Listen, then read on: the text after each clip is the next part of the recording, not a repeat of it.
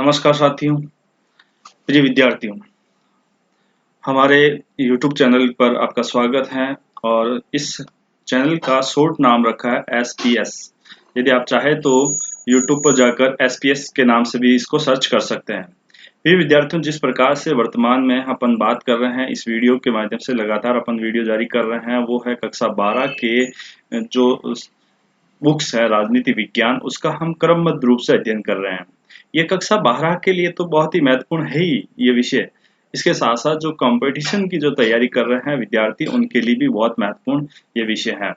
इसका बहुत ही विस्तार से अध्ययन कराया जा रहा है। इसमें आप बहुत ही समझने का प्रयास करें और ये आपके स्कूल लेक्चरर, सेकंड ग्रेड, इसके अलावा तमाम जो कंपटीशन एग्जाम है उसमें बहुत ही महत्वपूर्ण स्थान रखता है।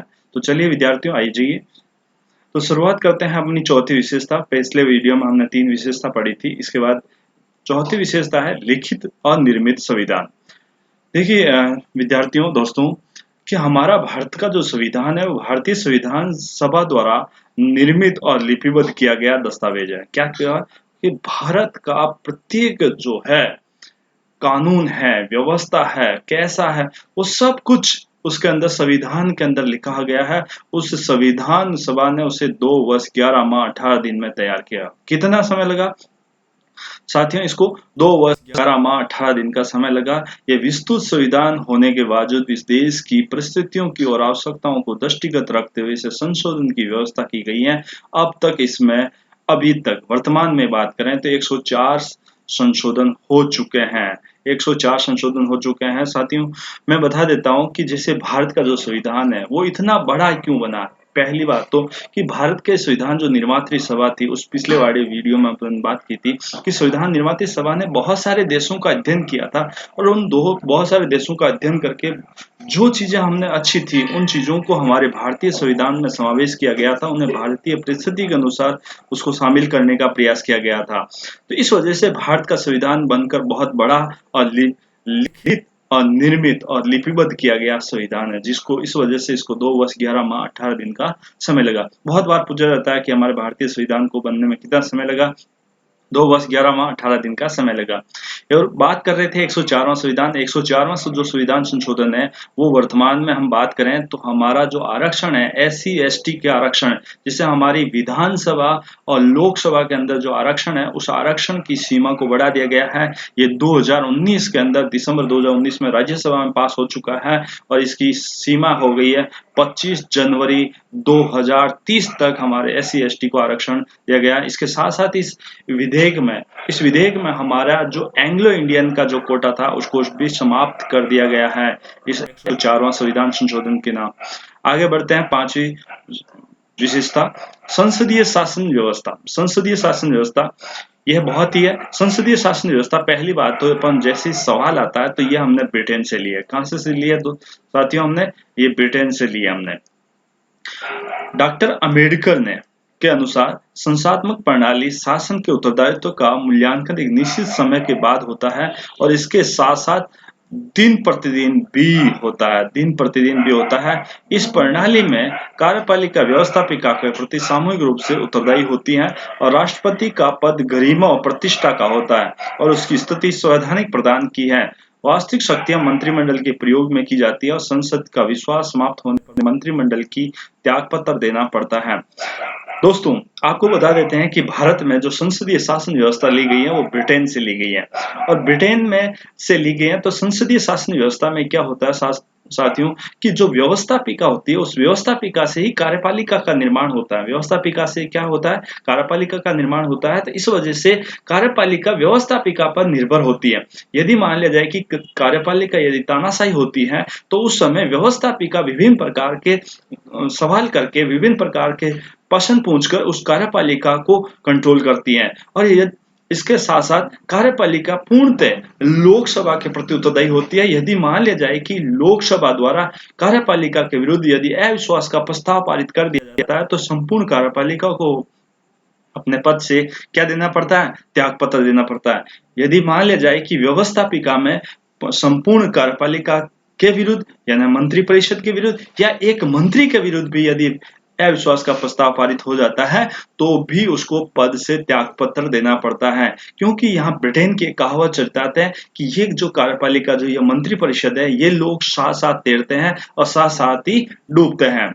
तो संसद का विश्वास समाप्त होने पर मंत्रिमंडल का त्यागपत्र देना पड़ता है। इस व्यवस्था में प्रधानमंत्री को मंत्रिमंडल का नेतृत्व करता है। भारत में संसदीय व्यवस्था का केंद्र के साथ राज्यों में भी अपनाया गया, जहां राज्य का संवैधानिक प्रमुख होता है। यानी हमारी जो भारतीय संसदीय शासन व्यवस्था है वो संसदीय शासन व्यवस्था हमारे केंद्र में भी है और हमारे राज्यों में भी दोनों जगह अपनाया गया है। इसके अलावा हमारा जो केंद्र में संवैधानिक प्रमुख होता है वो राष्ट्रपति होता है और राज्य के अंदर संवैधानिक प्रमुख राज्यपाल होता है। बात करें आगे बढ़ते हैं अगली विशेषता छठी, हमारी मौलिक अधिकार और कर्तव्य। सबसे पहले जैसे ही मौलिक अधिकार की बात आती है तो मौलिक अधिकार का तात्पर्य होता है ऐसे अधिकार जो हमें वाद योग्य होते हैं, जो हमें प्राप्त होते हैं और उनकी सुरक्षा का जिम्मा सरकार के पास होता है। और कर्तव्य, हम बात करें कि मौलिक अधिकार हमने कहाँ से लिया? अमेरिका के संविधान से लिया। और कर्तव्य हमने कहाँ से लिया? सोवियत संघ रूस से लिया हमने। भारतीय संविधान में नागरिकों के मूल अधिकारों का वर्णन संविधान के अनुच्छेद 3 में 12 से 35। बहुत ही महत्वपूर्ण सवाल है विद्यार्थियों, कई बार कंपटीशन एग्जाम में भी पूछा जाता है और साथियों इसमें 12 से 35 तक इसका वर्णन किया गया। कहाँ से और कौन से भाग में? इसको भाग 3 को हम बात करें कि अधिकारों का मैग्ना कार्टा के नाम से जाना जाता है। क्या मैग्ना कार्टा के नाम से किस अनुच्छेद को जाना गया? भाग 3 को जाना गया है। संविधान निर्माताओं ने जब भारत का जब संविधान निर्माण किया गया था उस समय भारत में 7 मौलिक अधिकार समावेश किए गए थे। वो कौन कौन से हैं? देखिए, समता का अधिकार, स्वतंत्रता का अधिकार, शोषण के विरुद्ध अधिकार, धार्मिक स्वतंत्रता का अधिकार और संस्कृति और शिक्षा का अधिकार और संवैधानिक उपचारों का अधिकार और संपत्ति का अधिकार। लेकिन साथियों वर्तमान में स्थिति की बात करें तो वर्तमान में हमारे 6 ही मौलिक अधिकार हैं। क्योंकि हमारे ये 6 ही मौलिक अधिकार क्यों हैं कि जब से हमारे अधिकारों का यहाँ भारतीय संविधान में शामिल किया गया था तब से हमारी संपत्ति का जो अधिकार था उस संपत्ति का अधिकार को लेकर हमारी संसद और हमारी न्यायपालिका के बीच में लगातार गतिरोध पैदा हो रहा था। उस गतिरोध को दूर करने के लिए हमारे भारतीय संविधान में भारतीय संसद ने क्या किया? 44वां संविधान संशोधन 1978 पारित किया गया और 44वां संविधान संशोधन 1978 पारित किया गया और उसके अंदर हमारे 1979 के अंदर संपत्ति के जो अधिकार था उस संपत्ति के अधिकार को हटाकर इसको एक कानूनी अधिकार दे दिया गया और यह संविधान के अनुच्छेद 300 ए में इसको रखा गया। तो वर्तमान में हमारे कितने मौलिक अधिकार हैं? 6 अधिकार हैं। कितने हैं? और इन अधिकारों को हनन होने पर न्यायालय यानी हमारा न्यायालय की क्या ले सकते हैं? शरण ले सकते हैं। हम न्यायालय की क्या ले सकते हैं? शरण ले सकते हैं साथियों। कि यानी हमारा अधिकारों का हनन होने पर हम सर्वोच्च न्यायालय और उच्च न्यायालय में सीधी याचिका दायर कर सकते हैं। ये वाद योग्य होते हैं। यदि हमारे किसी भी 6 अधिकार हैं, उन अधिकारों का यदि हनन होता है तो हम सर्वोच्च न्यायालय, उच्च न्यायालय में याचिका दायर कर सकते हैं। 86वां संविधान संशोधन दिसंबर 2000 में जो कि जुलाई 2009 में संसद में पारित किया गया वो 1 अप्रैल 2010 में लागू किया गया। उसे शिक्षा के अधिकार को मूल अधिकार के रूप में संविधान में शामिल कर गया। यानी संविधान के अनुच्छेद 21 ए में हमारा शिक्षा का अधिकार जोड़ दिया गया। ये कब हुआ था? 86वां संविधान संशोधन 2002 में और ये पारित कब? वो जुलाई 2009 में संसद में पारित किया गया। और लागू कब हो गया? ये सवाल बहुत महत्वपूर्ण आता है, कई बार पूछा गया है हमारे राजस्थान पुलिस के अंदर, बीएसटीसी, पीटीटी इनके अंदर भी बहुत बार सवाल पूछा गया कि ये हमारा कब लागू हुआ? 1 अप्रैल 2010 को ये लागू हो चुका है। कौन सा अधिकार है? शिक्षा अधिकार है। कौन सा अनुच्छेद में? 21 ए में है। और कौन से संविधान संशोधन के तहत? 86वां संविधान संशोधन 2002 के तहत। इसके साथ साथ ये हमारा जो अधिकार है, शिक्षा का अधिकार, ये हमारे कर्तव्य के अंदर भी शामिल किया गया। अनुच्छेद 21 के बाद ये नया अनुच्छेद 21 के जोड़ा गया जो जिसके साथ साथ 6 से लेकर 14 वर्ष के सभी बच्चों को निःशुल्क और शिक्षा प्राप्त हो गई है, व्यवस्था का दायित्व भी है। याद रखें कि ये अधिकार स्वतंत्रता का अधिकार से भी जोड़ा गया है। एमसी छांगला ने एक स्वतंत्र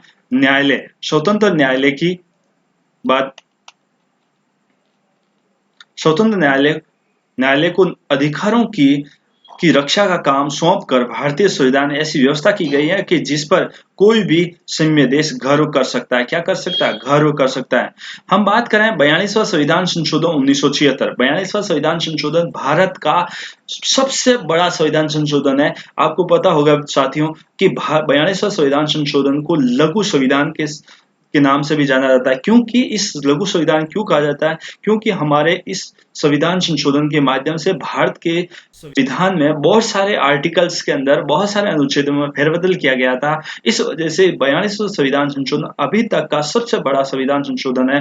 ये 1976 में हुआ था और इसमें नागरिकों के 10 मूल कर्तव्य निर्धारित किए गए हैं। कितने? 10 मूल कर्तव्य जिनका पालन करना प्रत्येक नागरिक का संवैधानिक दायित्व है। क्या है? संवैधानिक दायित्व है साथियों। इसमें संविधान का पालन करना, भारत की संप्रभुता, एकता, अखंडता की रक्षा करना और भाईचारे की भावना रखना और प्रकृति और पर्यावरण की रक्षा करना आदि प्रमुख कर्तव्य हैं। साथियों, ये आपको बता देता हूं कि हमारा जो 86वां संविधान संशोधन 2002 हुआ था, उसमें हमारा मौलिक अधिकारों में तो शिक्षा का अधिकार जोड़ा गया, उसके साथ साथ कर्तव्य में भी जोड़ा गया, जो वर्तमान में हमारे जो भारत के मूल संविधान में हमारी बात ये बहुत महत्वपूर्ण सवाल बताने जा रहा हूं साथियों कि यदि कई बार हमारे साथ कंपटीशन एग्जाम में ये आता है कि भारत के मूल संविधान में कर्तव्य कितने थे? कर्तव्य कितने थे? 0, 10, 4, 5। तो हमारे उस समय 0 थे क्योंकि हमारा 42वां मूल संविधान की बात की थी। मूल संविधान में कितने कर्तव्य थे? 0 थे। लेकिन बाद में 42वां संविधान संशोधन 1976 में 10 कर्तव्य जोड़ दिए गए। उसके बाद 10 थे, अभी वर्तमान में कितने हो गए? 11। यानी हमारा वर्तमान में 86वां संविधान संशोधन 2002 के तहत 1 अप्रैल 2010 से लागू हो गया और ये हमारा 11वां कर्तव्य है। कौन सा? मूल कर्तव्य है जो शिक्षा का अधिकार से संबंधित है। 6 से 14 वर्ष की आयु के बच्चों को शिक्षा का अवसर उपलब्ध करवाना अभिभावकों का कर्तव्य है। अतः वर्तमान में मूल कर्तव्यों की संख्या कितनी हो गई है? 11। अभी वर्तमान में मूल कर्तव्यों की 11 और मूल संविधान में 0। ठीक है साथियों, अब बात करते हैं अगली 7वीं हमारी विशेषता, राज्य के नीति निर्देशक तत्व। आयरलैंड के संविधान से प्रेरित कौन से नीति निर्देशक तत्व कहां से लिए गए? आयरलैंड से। बहुत ही एक महत्वपूर्ण संविधान सवाल है इस पर। राज्य की नीति जिस प्रकार से हम उसको अधिकारों का मैग्ना कार्टा कहा जाता है, उसी प्रकार से इसे सामाजिक और आर्थिक अधिकारों के नाम से जाना जाता है। सामाजिक और आर्थिक अधिकारों के नाम से जाना जाता है। दोस्तों, आयरलैंड के संविधान से प्रेरित होकर संविधान के भाग 4 में नीति निर्देशक तत्वों का वर्णन किया गया। कौन से भाग में? भाग 4 में। भाग 3 में क्या है? हमारे मौलिक अधिकार। भाग 4 में क्या है? नीति निर्देशक तत्व। और भाग 4 के में क्या है? हमारे मौलिक कर्तव्य। राज्य के नीति निर्देशक तत्वों में विचार है जो भविष्य में बनने वाली सरकारों के समक्ष पथ प्रदर्शक का भूमिका का निर्वाह करता है। यद्यपि इन्हें क्रियान्वयन के लिए सरकार को बाध्य नहीं किया जा सकता, लेकिन ये न्यायालय में वाद योग्य भी नहीं है। लोक कल्याणकारी राज्य के लिए आवश्यक होने के कारण इसे किसी भी प्रकार द्वारा इसको उपेक्षा संभव नहीं है। साथियों, मैं बता देता हूँ, इसे सामाजिक आर्थिक अधिकारों के नाम से जाना जाता है। ये भाग संविधान के भाग 4 में है। ये हमारे सरकार के लिए एक प्रेरणा का कार्य करते हैं। जो राज्य नीति निर्देशक तत्व हैं वो एक प्रेरणा का कार्य करते हैं। कहने का तात्पर्य है, यदि संसद या हमारी विधानसभा या हमारे विधानमंडल यदि नीतियों का निर्माण करती हैं, उस समय हमारे नीति निर्देशक तत्वों को मद्देनजर रखते हुए कार्य करते हैं। क्योंकि वर्तमान की जो शासन व्यवस्था है वो लोक कल्याणकारी राज्य की ओर आगे बढ़ रही है, लोक कल्याणकारी राज्य की ओर बढ़ रही है। इस वजह से हमारे जो कानूनों का निर्माण किया जाता है, उस कानूनों का निर्माण करते समय हमारे लोक कल्याणकारी कानून बनाना अति आवश्यक है। इस वजह से नीति निर्देशक तत्व हमारे लोक कल्याणकारी कानूनों के लिए प्रेरणा का कार्य करते हैं। लेकिन ये ध्यान रखना साथियों, ये हमारे वाद योग्य नहीं है। यदि हमारे नीति निर्देशक तत्वों का यदि सरकार, यदि हमारी संसद या हमारी विधानमंडल अतिक्रमण कर देती है, तो हम इसको न्यायालय में इसकी शरण नहीं ले सकते हैं, जिस प्रकार से हम मौलिक अधिकारों की शरण लेते हैं। अगली बात करते हैं समाजवादी राज्य। समाजवादी राज्य हमारा 42वां संविधान संशोधन 1976 के में भारत को समाजवादी गणराज्य घोषित किया गया। कब किया गया? 42वां संविधान संशोधन 1976 में किया गया। यद्यपि मूल संविधान में यह शब्द प्रयुक्त नहीं था। मूल संविधान में यह प्रयुक्त नहीं था। बस बहुत ही महत्वपूर्ण सवाल है साथियों कि क्या मूल संविधान में समाजवादी शब्द प्रयुक्त था? नहीं था। मूल संविधान में ये शब्द प्रयुक्त नहीं था। प्रस्तावना में ये शब्द भारतीय राज व्यवस्था की एक नई दिशा देने जाने की प्रस्तावना को दृष्टिगत रखकर जोड़ा गया। मैं आपको बता देता हूँ साथियों कि हमारे भारतीय संविधान निर्मात्री सभा के अंदर जो हमारे समाजवादी थे वो पंडित नेहरू थे।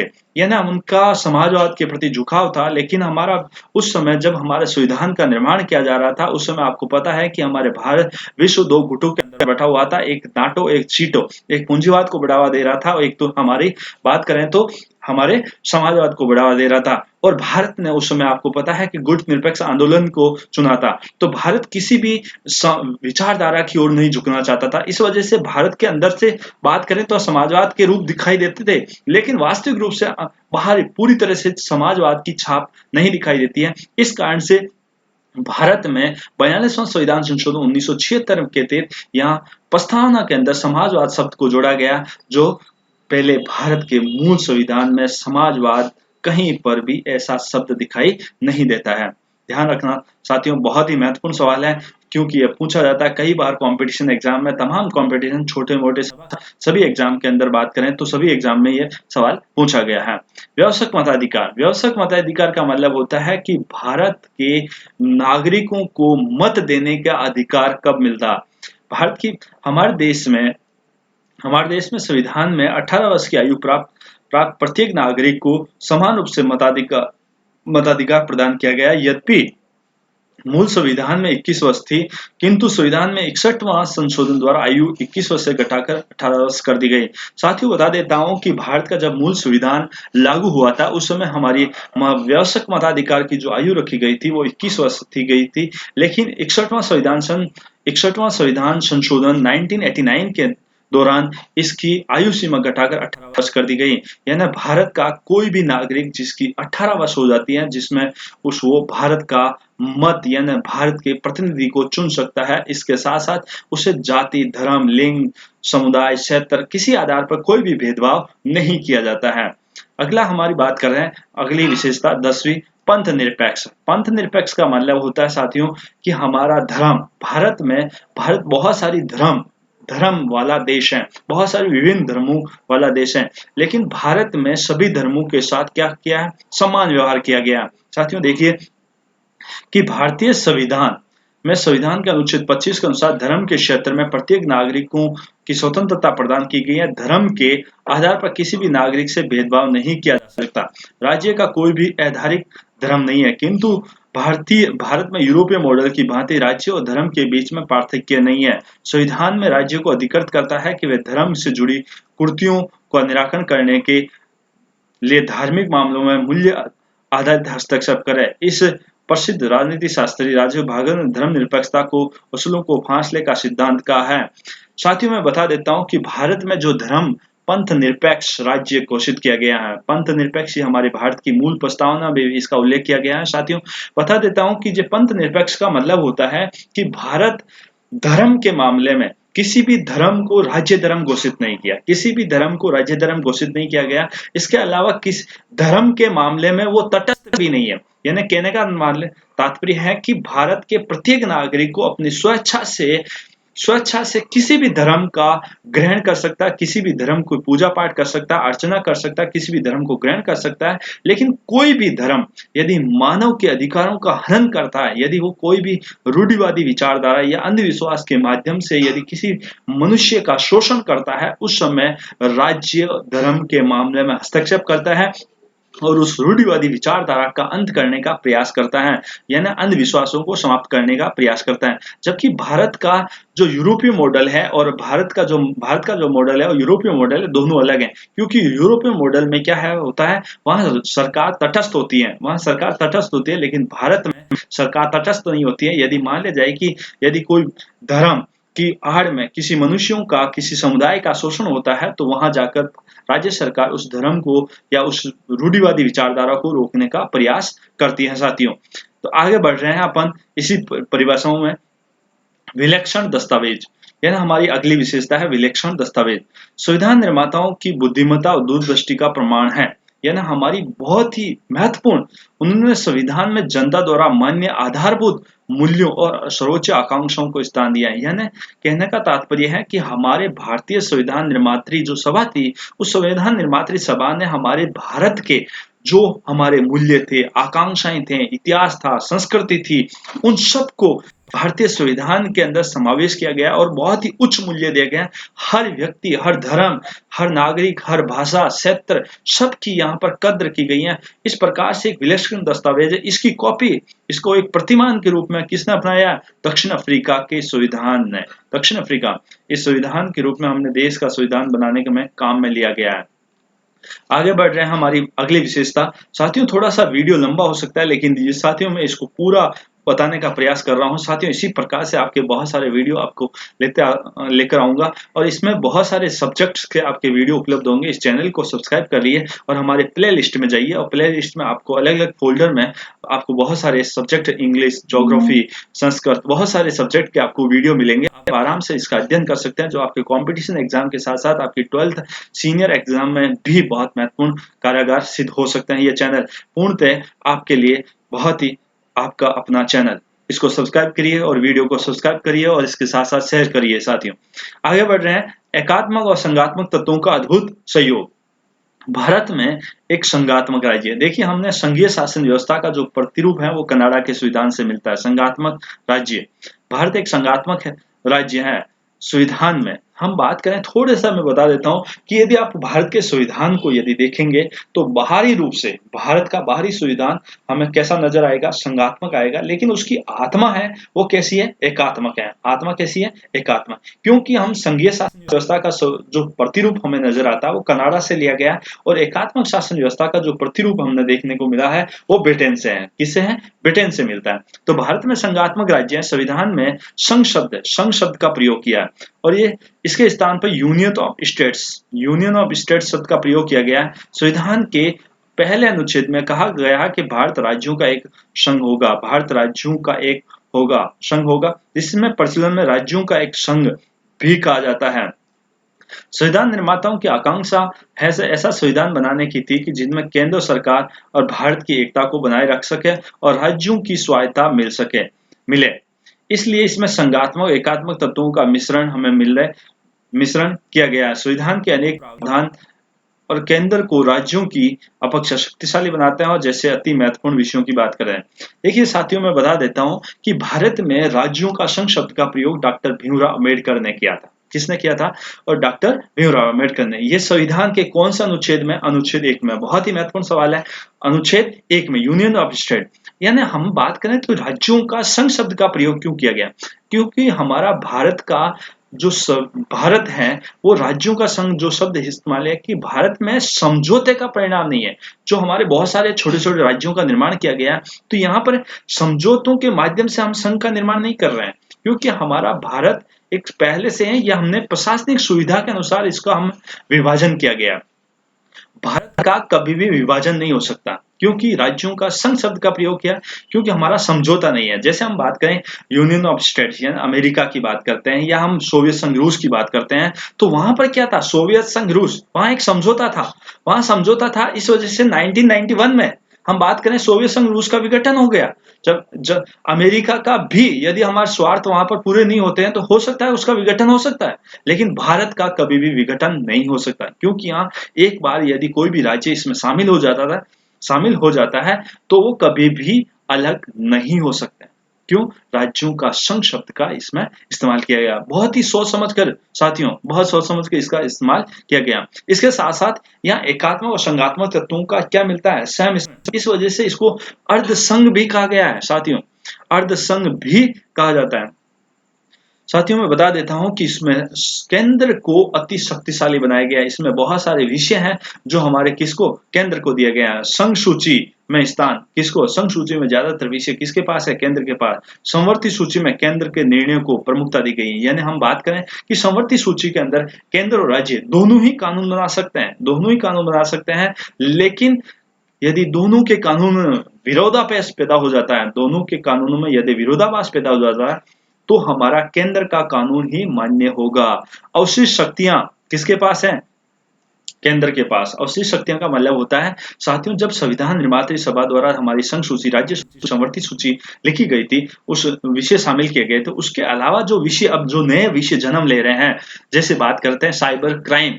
ये साइबर क्राइम हमारा उस समय नहीं था, कंप्यूटर नहीं था उस समय, और ये कंप्यूटर बाद में आया। तो ये साइबर क्राइम जो विषय आया है वो हमारी अवशिष्ट शक्तियों में शामिल किया गया है। और ये अवशिष्ट शक्तियां किसके पास है? केंद्र के पास है। आपातकाल। आपातकाल में केंद्र राज्यों में नियंत्रण, केंद्र राज्यों में नियंत्रण, एकेरी नागरिकता, अखिल भारतीय सेवाएं। अखिल भारतीय मतलब आईएएस परीक्षाएं कौन कराता है? हमारी भारत सरकार करवाती है, और वो पूरे राज्यों में उसका नियंत्रण होता है। संसद को राज्यों का पुनर्गठन का अधिकार, यानी जम्मू कश्मीर को छोड़कर, लेकिन अब जम्मू कश्मीर में हो गया। राष्ट्रपति द्वारा राज्यपालों की नियुक्ति, राष्ट्रपति द्वारा राज्यपालों में नियुक्ति। बहुत ही महत्वपूर्ण छोटे छोटे सवाल तैयार हो रहे हैं साथियों। राष्ट्रपति द्वारा राज्यपालों की नियुक्ति कहां पर की जाती है? राज्यों में। राज्यों के केंद्र में आर्थिक निर्भरता, केंद्र को मजबूती प्रदान करना, यानी हमारे राज्य किस पर डिपेंड होते हैं आर्थिक रूप से? केंद्र पर होते हैं। तो राज्य अपना पृथक संविधान नहीं रख सकते हैं। कोई भी हमारा यहाँ पर एक ही संविधान है, भारत का एक ही संविधान है, कोई भी पृथक संविधान नहीं रख सकता। केवल एक ही संविधान है, केंद्र और राज्य दोनों पर लागू होता है, दोनों पर ही लागू होता है। हमारा जो भारत का संविधान है दोनों पर ही लागू होता है। अगला बात करें स्वतंत्र न्यायपालिका, हमारी अगली विशेषता स्वतंत्र न्यायपालिका। संविधान की सर्वोच्चता, प्रजातंत्र की रक्षा और जनता के मौलिक अधिकारों की। हम बात करें कि स्वतंत्र न्यायपालिका का जो सिद्धांत या स्वतंत्र न्यायपालिका हमने कहां से लिए? हमने अमेरिका से। कहां से लिए? अमेरिका से। संविधान की सर्वोच्चता और प्रजातंत्र की रक्षा और जनता के मौलिक अधिकारों की सुरक्षा के लिए भारतीय संविधान में कई संवैधानिक व्यवस्थाएं की गई हैं। क्या की गई हैं? संवैधानिक व्यवस्थाएं की गई हैं। भारत के राष्ट्रपति द्वारा सर्वोच्च और उच्च न्यायालय के न्यायाधीशों की नियुक्ति की जाती है। कहाँ की जाती है? भारत के राष्ट्रपति द्वारा सर्वोच्च न्यायालय, उच्च न्यायालय के न्यायाधीशों की नियुक्ति कौन करता है? भारत का राष्ट्रपति करता है। इसके अलावा हमारे मौलिक अधिकारों की हनन होने पर हम कहाँ जा सकते हैं? हम सर्वोच्च न्यायालय में, यहाँ उच्च न्यायालय में हम क्या कर सकते हैं? याचिका दायर कर सकते हैं साथियों। उन्हें संसद में महाभियोग द्वारा हटाया जा सकता है। यानी हमारे सर्वोच्च न्यायालय के न्यायाधीश या उच्च न्यायालय के न्यायाधीश यदि हमारे संविधान का यदि अतिक्रमण करते हैं तो उन्हें महाभियोग की प्रक्रिया द्वारा हटाया जा सकता है। लेकिन साथियों अभी तक भारत के 3 न्यायाधीशों के विरुद्ध महाभियोग की प्रक्रिया पारित हुई थी, लेकिन किसी प्रक्रिया लाई गई थी, लेकिन कभी किसी के विरुद्ध प्रक्रिया पारित नहीं हुई। महाभियोग प्रक्रिया द्वारा उनको किसी को भी नहीं हटाया गया, उनसे पहले ही उन्होंने त्यागपत्र दे दिया गया। कार्यपालिका के आदेशों और व्यवस्थापिका के कानून में ये संवैधानिक व्यवस्थाओं का उल्लंघन करते हैं तो न्यायपालिका उसे न्यायिक पुनर्वलोकन, उन्हें अवैध घोषित करने का अधिकार है। आपको साथियों बता देता हूं कि हमारे 3, जैसे सरकार के 3, कार्यपालिका, व्यवस्थापिका और न्यायपालिका, इन तीनों में संतुलन बना रहता है। यदि मान लिया जाए कि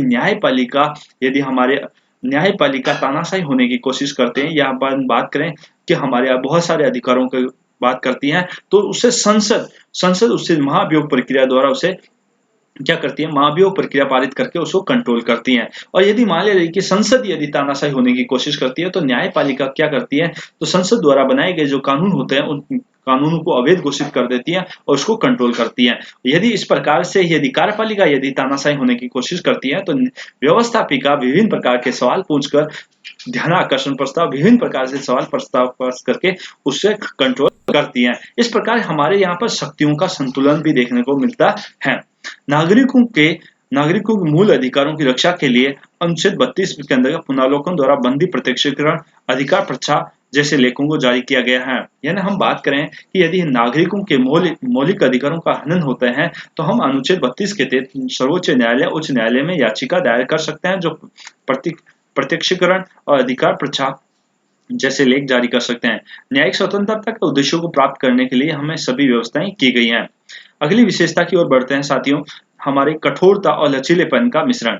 भारतीय संविधान, यानी देखिए हमारे भारतीय संविधान की एक बहुत ही महत्वपूर्ण विशेषता है कठोरता और लचीलेपन का मिश्रण देखने को मिलता है। भारतीय संविधान में कठोरता और लचीलेपन का मिश्रण, ये हम बात करें तो कठोरता हमने कहाँ से ली है? हम बात करें तो कठोरता हमारे अमेरिका से मिलती है, और लचीलेपन का जो मिश्रण है वो हमें ब्रिटेन से मिलता है। कहाँ से मिलता है? ब्रिटेन से। किसी भी देश की देश की परिस्थितियों में बदलाव के साथ संवैधानिक संशोधन की आवश्यकता होती है। क्या होती है? संवैधानिक, यानी क्योंकि हमारी परिस्थितियों के अनुसार संविधान में संशोधन की आवश्यकता होती है, तो इस वजह से भारतीय संविधान में भी संविधान संशोधन की व्यवस्था की गई है। हमारे 3 संविधान संशोधन की प्रक्रिया अपनाई गई है।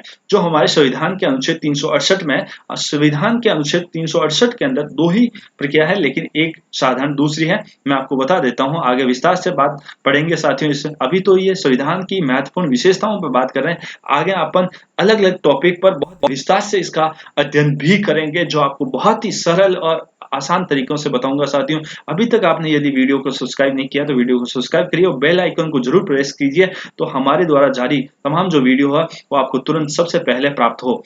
तो हम बात कर रहे हैं संविधान के संशोधन के लिए। भारतीय संविधान में संशोधन की विधि अनुच्छेद 368 में दी गई है। कौन से अनुच्छेद में दी गई है? अनुच्छेद 368 में दी गई है। संविधान में संशोधन व्यवस्था में कुछ भागों के संबंध में कठोर तो कुछ में लचीला रखी गई है। क्या रखी है? कुछ पार्ट हमारे कठोर हैं तो कुछ लचीले हैं। तो संविधान में कठोरता का समावेश संयुक्त राज्य अमेरिका से है, तो संविधान में, और लचीलेपन का मिश्रण कहाँ मिलता है हमारे को?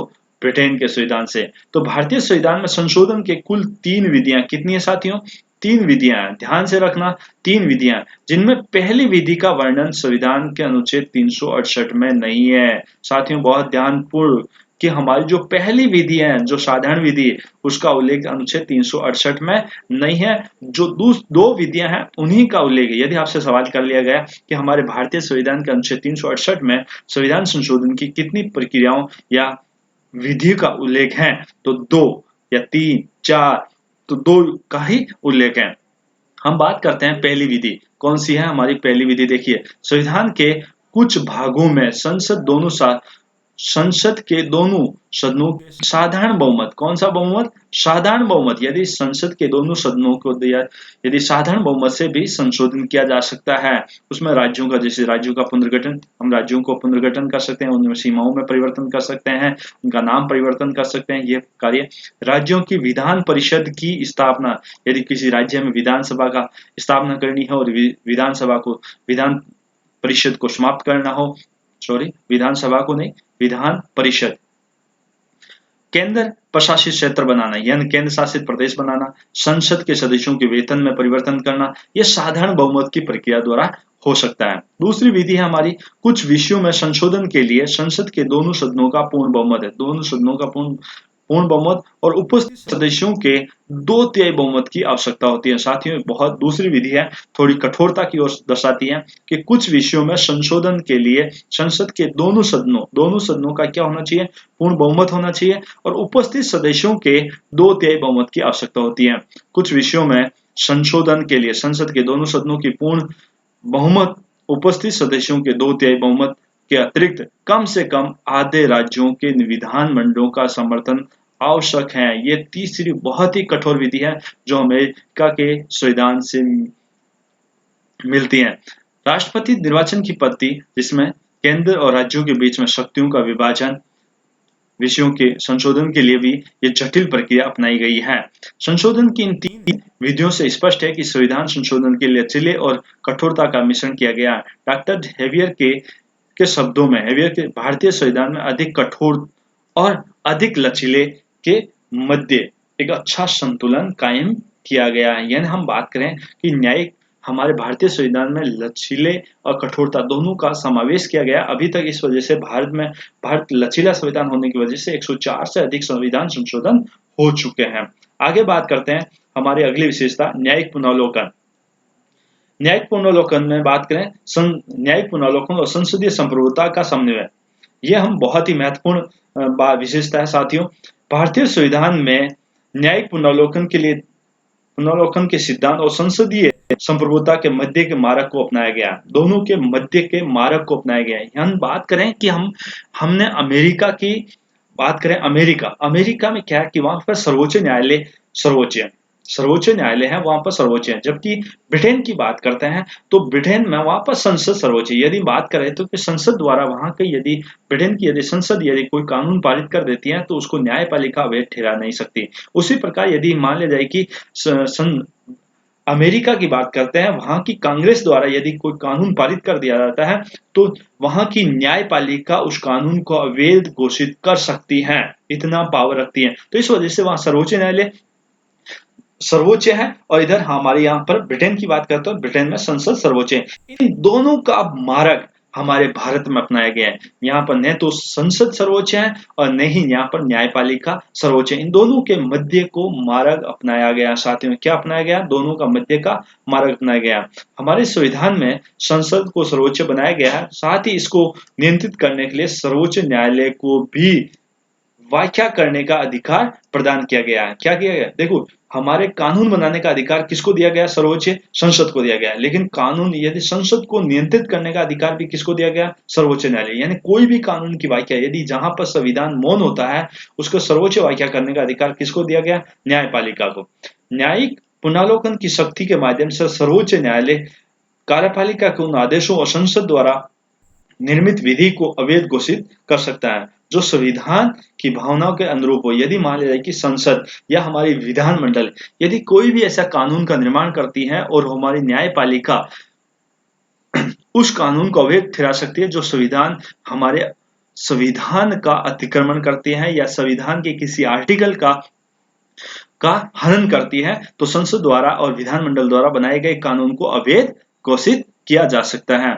हमारी अगली विशेषता साथियों, आज इस विशेषता के साथ इस वीडियो को समाप्त करेंगे। अगले वीडियो में और इसको आगे डिस्क्राइब करेंगे।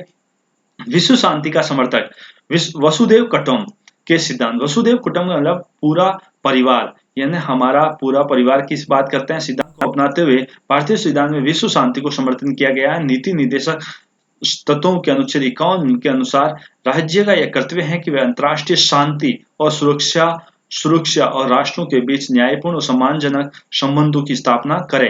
हम बात करें कि यदि हम भारतीय विदेश नीति का जो झलक है वो हमारे नीति निर्देशक तत्वों के अनुच्छेद 51 में देखने को मिलता है। क्योंकि हमारा भारत सदैव ही शांति प्रिय देश रहा है, इस वजह से अंतर्राष्ट्रीय शांति और सुरक्षा और राष्ट्रों के बीच न्यायपूर्ण संबंधों की बात की गई है।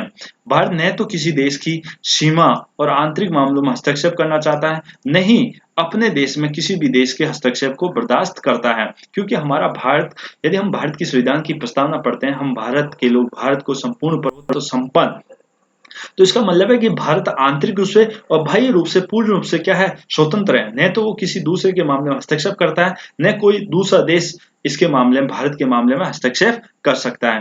भारत सरकार ने इसी भावना के अनुरूप पंचशील सिद्धांत और गुट निरपेक्षता की नीति को अपनाया गया। क्या अपनाया गया साथियों? गुट निरपेक्षता की नीति को अपनाया गया। इसी के साथ साथियों आज का वीडियो इतना ही। मैं आपको बता देता हूं साथियों कि अगला वीडियो फिर लेकर हाजिर होऊंगा। और ये वीडियो कैसा लगा साथियों, आपको जरूर बताइए कमेंट बॉक्स में। यदि आपके कोई सवाल हो तो जरूर बताइए, आपके कोई सुझाव हो तो भी आप कमेंट बॉक्स में जाकर कमेंट करिए। और आपको ये वीडियो कैसा लगा जरूर बताना। और इसी तरह से आपके वीडियो लगातार जारी होते रहेंगे। अभी तक आपने यदि चैनल को सब्सक्राइब नहीं किया, चैनल को सब्सक्राइब करिए और बेल आइकन को जरूर दबाइए। और अभी तक आपने लाइक नहीं किया तो एक लाइक जरूर कीजिए। धन्यवाद। जय हिंद, जय भारत।